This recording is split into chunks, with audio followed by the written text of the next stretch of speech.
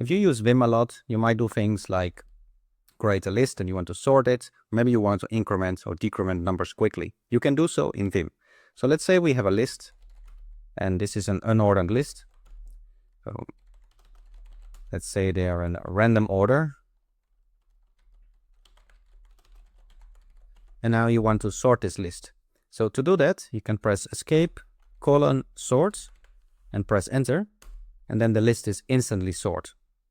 So if I undo using the U key, I can sort this list quickly by typing escape, sort, and pressing enter. And the whole list is sorted. Now sometimes you might have numbers.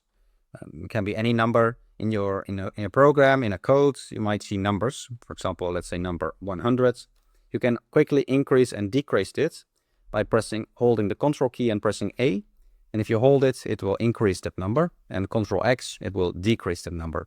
So that's Control A to increase it, and Control X, make sure to select it, Control X to decrease it. So let's say select it, Control X, and it starts decreasing. So just some quick tips to increase your editing speed.